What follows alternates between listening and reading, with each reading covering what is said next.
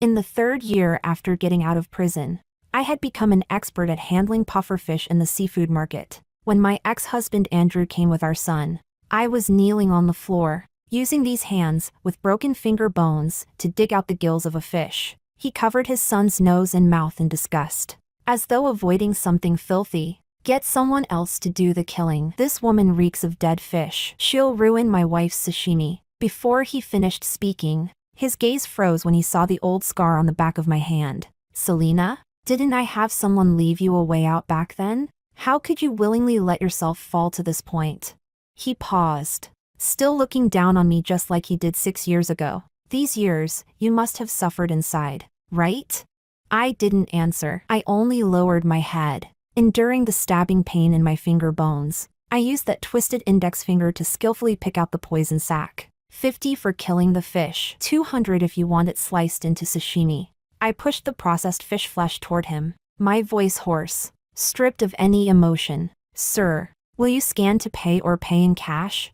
Chapter 1. The air seemed to freeze in that second. The noisy shouts in the seafood market felt sealed off, leaving only this small corner of silence. Andrew stared at the plastic bag I handed over, but didn't take it for a long time. Selena, I'm talking to you. Perhaps, in his mind, after years apart, I should cry, break down, or run away in shame. Anything except what I was doing now, treating him like a stranger. Andrew lowered his voice, brows tightly knitted. To spite me, you'd really degrade yourself into this petty and lowly state? Do you know what these hands used to do? Of course I knew. I glanced down at my swollen, frostbitten, cracked hands. Once, with these very hands, I performed countless surgeries, but now, they could only hold a fish-killing knife, and because my index finger had been crushed by a prison bully, it healed poorly and remained twisted outward. On bad days, I couldn't even hold the knife steadily. I could only handle the poisonous pufferfish that no one else dared to touch to make a living. Sir, I think you misunderstand. If you're not buying, please move aside. There are people in line behind you. This fish has been out of the water too long. The texture will worsen. Andrew swallowed tightly, took a deep breath, and spoke with a faint choke. Fine, then ring it up. He then turned to his assistant behind him. Buy all the pufferfish at this stall. Pay the highest price. Send them back for the employees. After that, he looked back at me, his tone slightly softer. Selena,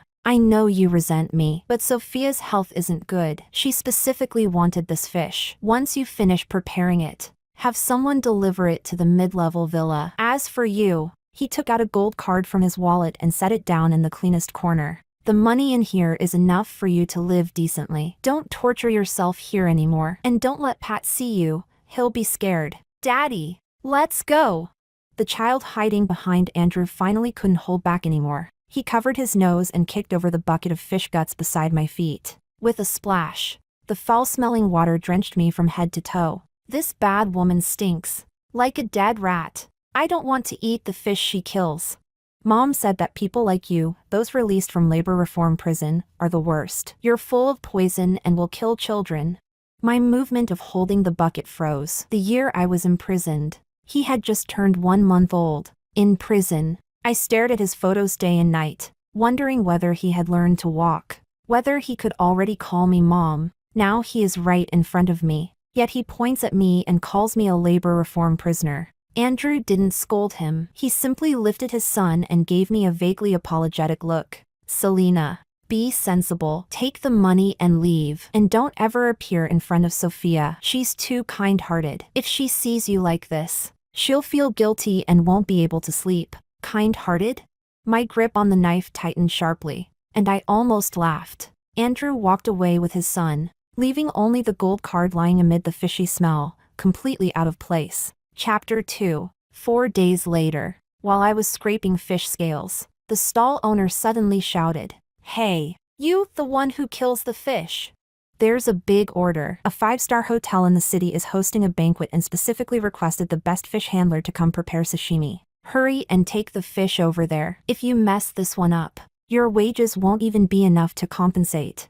I slowly stood up and numbly made my way toward the city center. After changing into the hotel's uniform, I realized the clothes were too big, hanging loosely on me, yet they still couldn't conceal the fishy smell soaked deep into my bones. Hurry up! The VIP guests are waiting. The supervisor pinched his nose as he urged me, taking 2 steps back to stay farther away. Once everything was ready, I walked into the banquet hall. The lights were so bright I narrowed my eyes instinctively. Only then did I clearly see the screen at the center of the room. It was playing photo after photo, from his first wobbly steps, to his first words, then kindergarten, piano lessons. In every picture, Sophia was there, and at the very top of the screen, the large caption pierced straight through my eyes. Happy 6th birthday to my son Pat, forever loving you. Mom. My footsteps stopped abruptly. I stared rigidly at the family of 3. What are you dazing off for? Get to the plating. The supervisor's sharp voice dragged me back to reality. I took a deep breath, forcing down the sting in my eyes, and carried the box forward. Aw, sister? It really is you? My hands froze mid-motion. I didn't turn around. That voice, I would recognize it even if I were dead and turned to ashes. Sophia, dressed in a haute couture gown, shone like a gemstone among the crowd. She walked to my side, the light flashing in her eyes though her expression appeared all concern. Andrew told me he saw you at the market. I didn't believe it. I didn't expect it was really you who delivered this. She leaned a little closer, and the expensive perfume instantly drowned out the fish smell on me. Sister, I anonymously asked my assistant to place this order on purpose. I just wanted to help your business. After all, given your situation now, you've been in prison. Your hands are ruined. Other than killing fish in the market, there aren't many proper places willing to take you, right? Every word was meant to wound, each one reminding me of the pit I was in. I placed the last piece of sashimi, wiped my hands, and turned to leave. Seeing that I didn't speak, Sophia glanced around. The smile on her lips deepened. Sister, you should be very familiar with this place, right? A napkin fell to the floor, and memories flooded back instantly. 7 years ago, it was here Andrew held my hand, and in front of both families, vowed to love me alone for the rest of his life. Judging by your expression, you remembered? Sophia let out a soft laugh and pulled me toward the crowd. Your wedding with Andrew was the talk of the entire city, eh? At that time, I just kept thinking. She paused, her eyes turning vicious. If only the one standing there back then had been me. Her gaze drifted proudly toward Andrew in the distance. You see, fate really is fair. Now, the one standing beside Andrew is me. The one who became the renowned surgical prodigy is me. The one Pat calls mom is also me. She turned her head, looking me up and down, covering her mouth as she laughed. And you, my sister, you're now just a helper who delivers fish. Just like this skinned puffer fish, disgusting to look at, and only waiting to be swallowed alive by others. I finally lifted my head and looked at her calmly. Done talking? If you're done, move aside. I need to go settle the bill. Sophia's expression froze. Her eyes darted, and suddenly she spotted my mother walking toward us. Then she abruptly raised her voice and threw herself backward dramatically. Sister, how could you push me? I was trying to help you. I wanted to use this chance to help you make up with Mom and Dad. Chapter 3. The surrounding guests turned toward us at the sound, whispering among themselves. Is that the eldest daughter of the Reyes family, the one who went to prison? My God, how did she become like this? She reeks of fish, looks like a beggar. I heard she faked her academic data and killed someone during a surgery. Deserved it. Who told you to touch her? A harsh shout cut through the crowd. My mother pushed her way through angrily. She carefully helped Sophia up. But when she turned her head toward me, her eyes instantly turned venomous. Slap! A loud slap landed hard on my face. You disgrace! Today is Pat's 6th birthday. Did you come here on purpose to bring bad luck? My mother jabbed a finger at my nose, shaking with fury. Dressed like this, smelling like rotten fish. Who are you trying to disgust to death? Sophia kindly gave you a chance to earn some money. If you don't appreciate it, fine, but you dare push her? Her hands are meant to hold a scalpel to save lives. If she were hurt, do you think your life is enough to pay for that? Holding my numb cheek, I slowly turned my head. I didn't push her. She fell on purpose. Still lying. My father stepped forward with a cold face, kicking over the box beside my feet. With so many people watching, you think Sophia would hurt herself just to frame you? Take your filthy things and get out. The Reyes family has no daughter as shameful as you. Pat stepped out from behind my mother and shoved me hard. Bad woman, go away. Mom said you're a criminal who hurts people. I won't let you eat my cake. The murmurs around me grew louder, harsher. I stood there like a clown-stripped bear and put on display. My mother still didn't seem satisfied. She raised her hand again, ready to strike. Enough. Andrew had appeared at some point, catching my mother's wrist before she could hit me. His gaze swept over the fish meat on the floor, then over Sophia, crying delicately like a wilted flower. Finally, his eyes fell on the swollen half of my face. Andrew, Sophia called out pitifully, reaching for his sleeve. Don't blame sister, she didn't mean it. Andrew ignored her. He stepped toward me and grabbed my wrist. Come with me. Without giving me a choice, he dragged me toward the side hall. Only when we reached the lounge did he finally release me. Selena, how long do you plan to keep embarrassing yourself here? Do you have to let everyone see you like this before you feel your revenge is complete? Andrew pulled out a check and handed it to me. Selena, take this money and leave City A. Go somewhere no one knows you. Start over. What happened back then?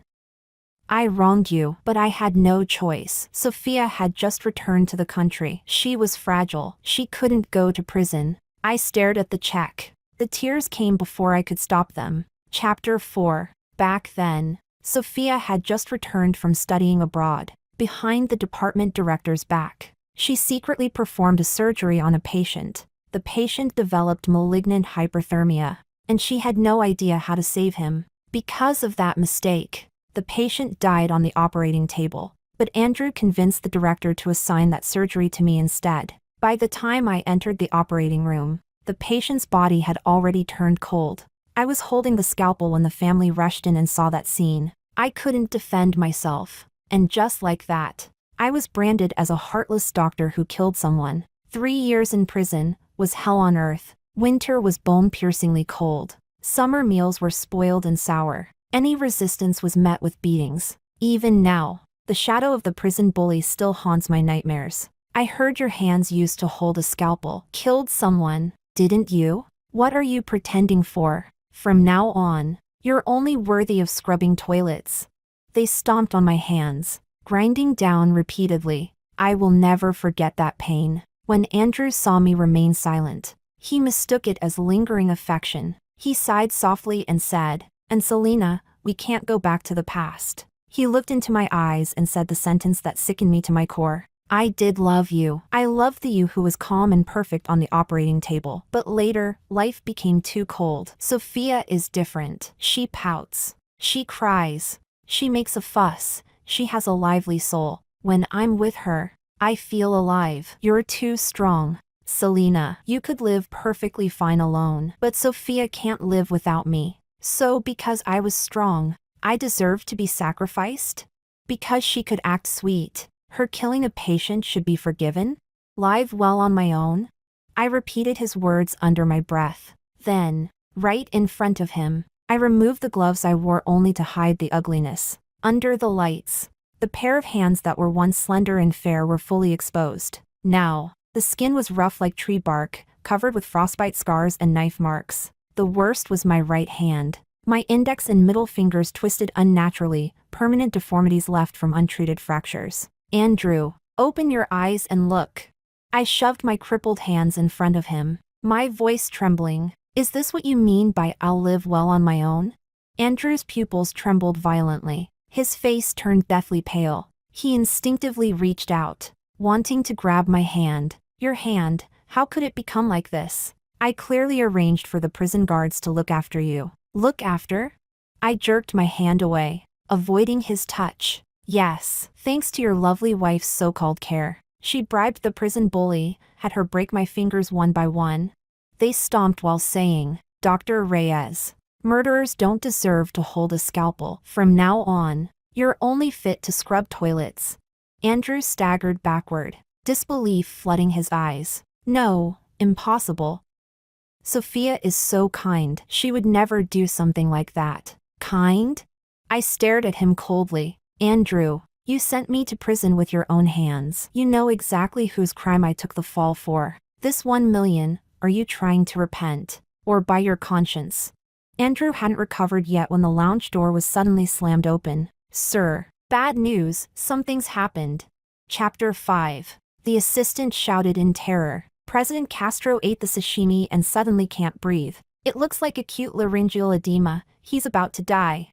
Andrew and I exchanged looks and rushed out. The banquet hall was already in chaos. President Castro had collapsed on the floor, his face turning purple, and the surrounding guests screamed and backed away in fear. Dr. Reyes. Where's Dr. Sofia Reyes? Save him.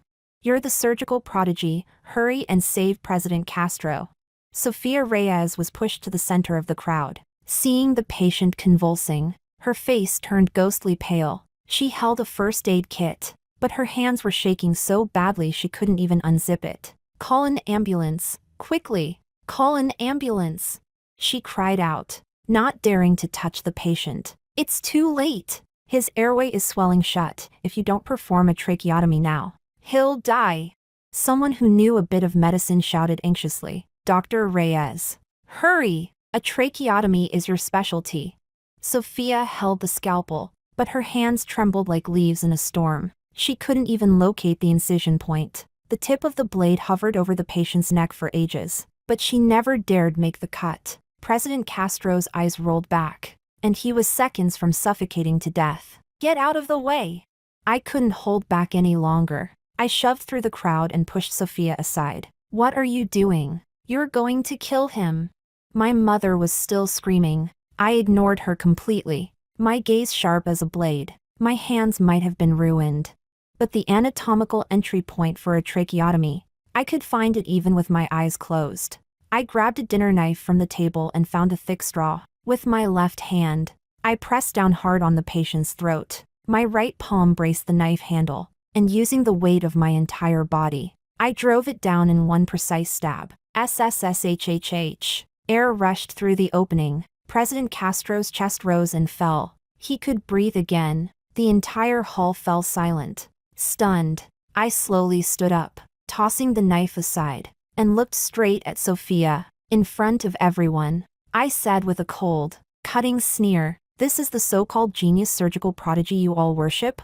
She can't even perform the most basic tracheotomy, and she needs a criminal like me to clean up her mess? Sophia's face turned deathly pale. She tried to defend herself. I was just nervous. I wiped the blood off my hands and let out a mocking laugh. Nervous? Sophia, didn't you recently publish a groundbreaking SCI paper on an improved minimally invasive tracheotomy technique? It caused a sensation in the entire medical field, right? Funny thing, your paper's data was stolen from the draft I hadn't finished 6 years ago. When you copied it, didn't you notice? There was a decimal point error in the third experimental dataset. It threw off the entire procedure. I hadn't corrected it yet before I took the fall for you and went to prison. And in your paper, that exact error is still there. Chapter 6. The birthday banquet had turned into a farce. When President Castro was carried onto the stretcher, he was still unconscious. But at least he could breathe again. That breath of life was also a slap, one that landed squarely across Sophia's face. The guests were never evacuated. They gathered at the entrance of the hotel, a forest of glowing phone screens lighting up the darkness, long before the ambulance arrived. Countless videos from every possible angle had already hit the internet. City A's no. One surgical prodigy exposed. Can't even perform a basic tracheotomy. Fish market butcher saves billionaire's life. Fish vendor's true identity revealed, former medical virtuoso. Everything that happened in the banquet hall spread throughout City A in a single night. That genius surgical prodigy Sophia, once worshipped like a saint, became the biggest joke in the entire medical field because she couldn't even perform the most basic tracheotomy. Even worse, the decimal point error I exposed publicly became solid proof of her academic fraud. Major medical journals withdrew her papers overnight. The hospital suspended all her duties. Those who once flattered her now wished they could stomp her into the dirt. And I was still in the seafood market, busy slicing fish sashimi, no matter how fierce the storms outside became.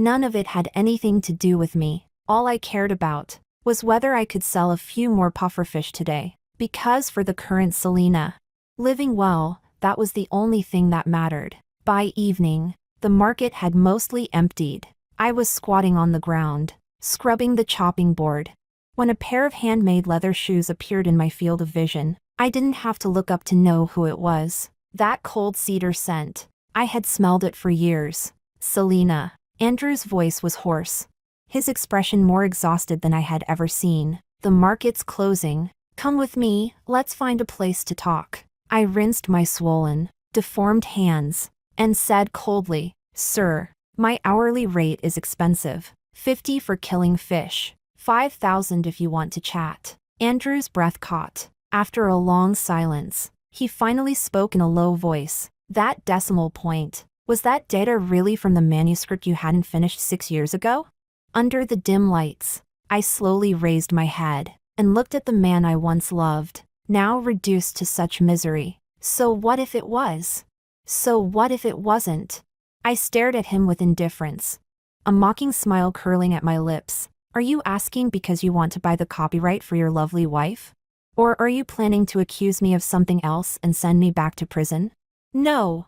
Andrew denied it immediately, panic trembling in his voice. I had someone investigate. They checked the raw data of that paper, and I also had someone pull the prison surveillance. His eyes fixed on my twisted hand, and instantly turned red. Selena, if I had known what they did to you in that prison, if I had known that data was your life's work. I cut him off, my voice impossibly calm. And what would it change if you knew? Andrew, you were never going to care. Before I went to prison, I wrote you a letter, telling you my manuscript was in the safe, when my fingers were being broken inside. I begged the guard to call you. And you? I took a step closer, staring at his ashen face. You were with Sophia watching fireworks. You rented out the entire Disneyland to celebrate her return to the country. As long as Sophia was happy, as long as the Reyes family's reputation was protected, whether my hands were destroyed, whether I lived or died, you didn't care at all. Andrew stumbled backward, opening and closing his mouth, yet unable to say a single word. The silence now was as deafening as it had been 6 years ago. Go back, Andrew. I picked up my rag again and continued cleaning. Sophia is probably crying right now. She's so fragile, she can't live without you. Don't waste time on someone like me, reeking of fish guts. Andrew stood there for a long time. Then he took a small box from his coat and set it beside me. This is the best frostbite ointment, and the contact information of a top hand surgeon. Selena, I'm sorry. He left, his back desolate, like a stray dog in winter. I picked up the box, without a hint of hesitation. I threw it into the trash bin. Medicine applied after the wound has already scarred. Does nothing but tear the wound open again. Andrew, your love came far too late. Chapter 7. Sophia's retribution came even faster than I had imagined. The scandal of her academic fraud had not yet subsided when, late that night, my phone rang again. It was Andrew's assistant, Miss Reyes. I beg you, please come to the hospital. Pat. Pat is dying. When I arrived at the hospital, chaos had already broken out outside the emergency room. Pat had suffered a sudden acute hemolytic anemia, with full-body organ failure. He urgently needed a blood transfusion and a hematopoietic stem cell transplant. The blood bank's Rh-negative supply was running out. Andrew stood at the end of the corridor, his eyes blood red. My father and mother were collapsed on the floor, crying uncontrollably, and Sophia was being held up by 2 nurses, her face pale as paper. What's going on? When he saw me, Andrew looked as though he had grasped a life-saving straw. He rushed over and grabbed my shoulders. Selena, you're here. You're Pat's biological mother. Your blood will definitely work. I frowned, glancing at Sophia, who was trembling in the corner. Didn't Sophia always claim she was Pat's mother? Biological sisters share the same blood type. Why not draw hers? As soon as I finished speaking, the chief of the laboratory department walked out holding a report. His face was ashen, his hands shaking, his eyes swept between Mr. and Mrs. Reyes and Sophia. before finally landing on Andrew. Andrew, something big has happened. Miss Reyes II's blood type is type B, but Pat and the eldest Miss Reyes both have the rare Rh-negative panda blood. They cannot possibly be a match. Mrs. Reyes suddenly sprang up from the floor and screamed, "Impossible! Sophia and Selena are biological sisters, they were the same at birth. You must have tested it wrong. Do it again." The chief took a deep breath and repeated, "Not only do their blood types not match, but while doing the transplant matching, we also ran a DNA comparison. Miss Reyes II has no biological relation to Mr. and Mrs. Reyes at all." The words hit everyone like a bolt of lightning, splitting open their skulls. All gazes locked onto Sophia. "No, no, that's not true." Sophia Reyes collapsed onto the floor, shaking her head violently. "I am the daughter of the Reyes family. I am the real heiress, they're lying." "Andrew, believe me, I love Pat." My father suddenly rushed forward and slapped Sophia hard across the face. "Shut up." He used his full strength. Sophia's mouth split open, bleeding instantly. "You bastard child, so you really were a bastard. I raised you for more than 20 years and gave you the best of everything. For you, I personally sent my biological daughter to prison." My mother went completely mad, lunging at Sophia and yanking her hair. "Give my daughter back. Give her back to me. My Selena, for you. You imposter. We ruined Selena's life." I stood aside, watching the whole scene with cold indifference, feeling nothing but the deepest irony. Yesterday, they still held Sophia like a treasure and called me trash. Today, upon learning she wasn't related by blood, they turned cruel without hesitation. So this was what their so-called family love amounted to, pathetically fragile. Andrew stood frozen, staring at Sophia's bruised, swollen face without the slightest reaction. "Selena, I destroyed a real pearl with my own hands, all for a worthless fake." My mother suddenly turned around. With a thud, she dropped to her knees in front of me, crying so hard she could barely breathe. "Selena, I was wrong. I must have been blinded. You are my only daughter. Please forgive me. Let's go home. I'll give you everything the Reyes family has."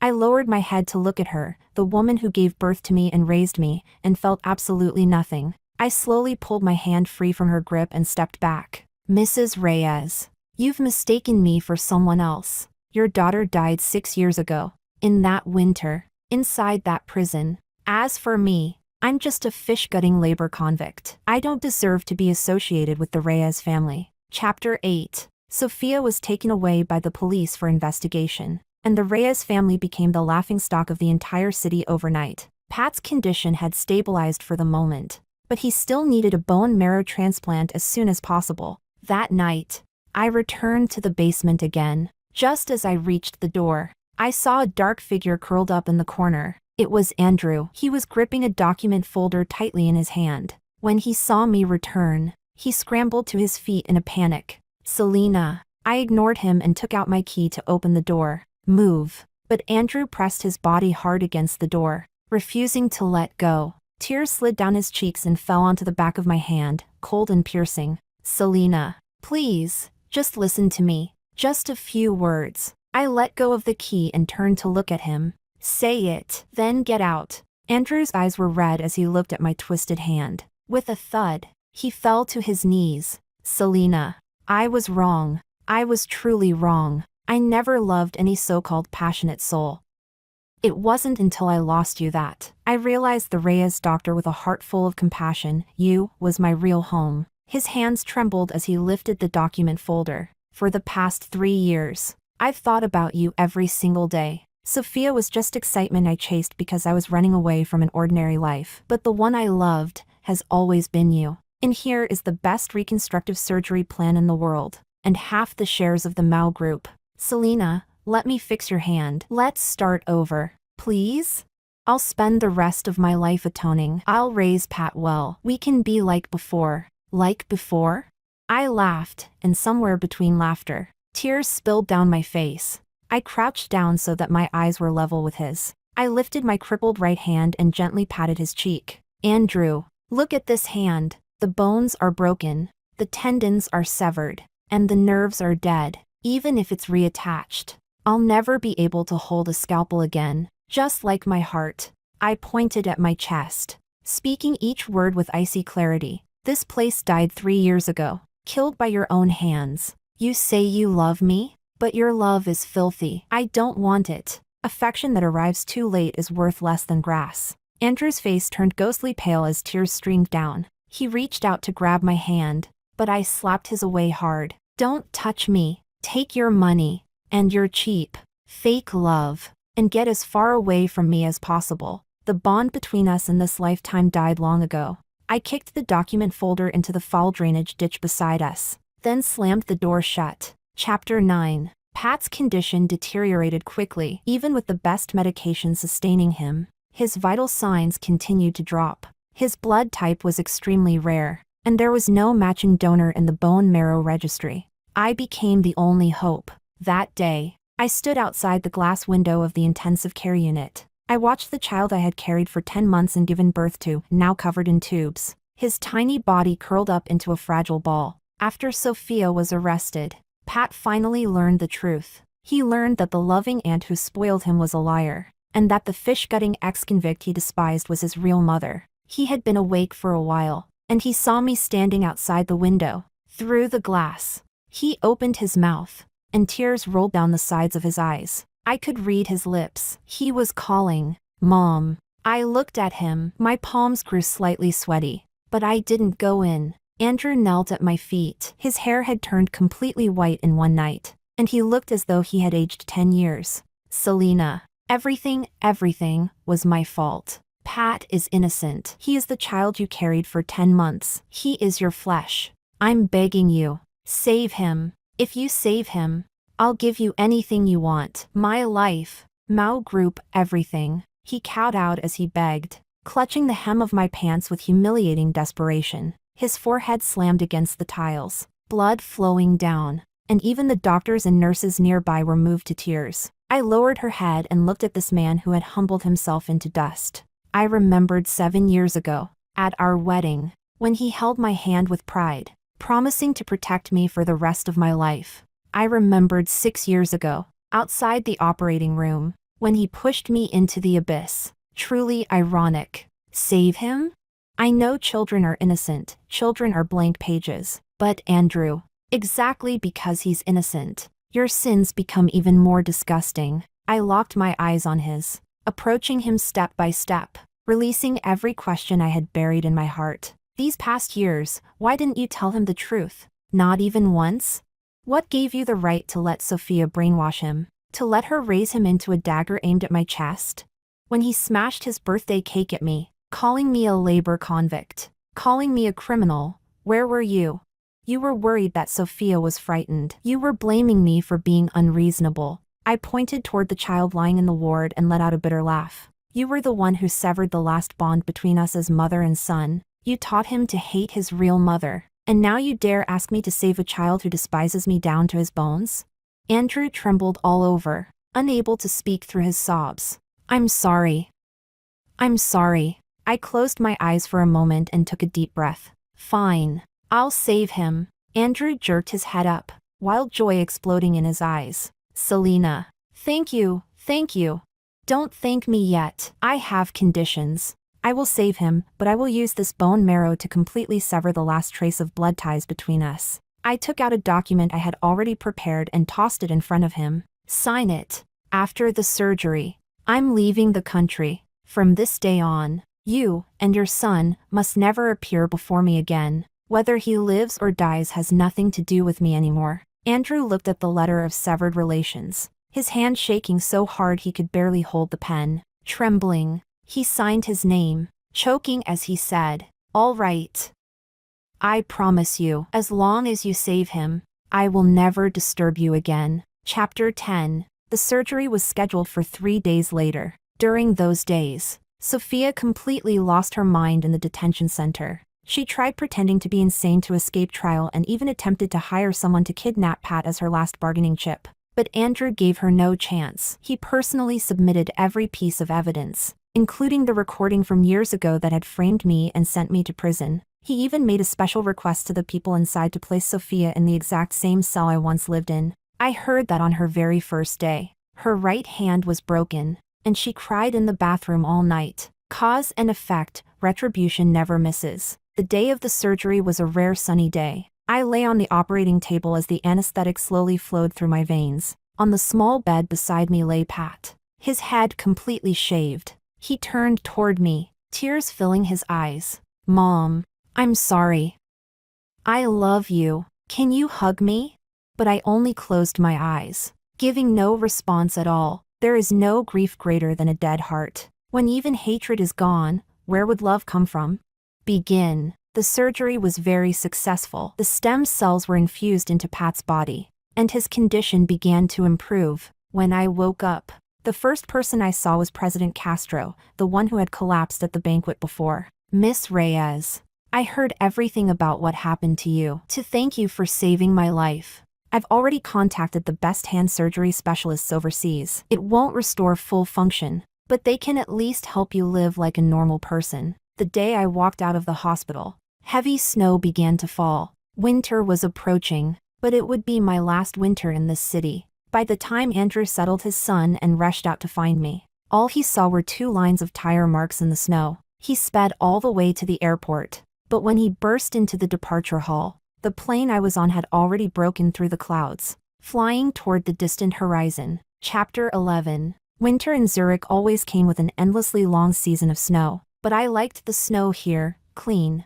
pure, without the gloom of City A. After finishing my afternoon lecture, I walked out of the teaching building with my lesson materials in my arms. 5 years had passed. Although my right hand could never hold a scalpel again, after multiple reconstructive surgeries, it allowed me to live normally. I conducted medical theoretical research here, my days as calm as still autumn waters. Passing by the bench near the clock tower, I saw 2 familiar figures. Snow drifted heavily. Andrew was sitting in a wheelchair, a thick blanket covering his legs. It was from 5 years ago, the car accident he got into while speeding to chase me to the airport. Both legs had sustained comminuted fractures. I heard they inserted more than a dozen steel nails just to save them, and the pain tortured him every rainy day. Retribution, I supposed. After all, back then, my hand had hurt the same way. Standing beside him was a boy of about 11 or 12. He was taller now, stronger too, the life saved by my bone marrow.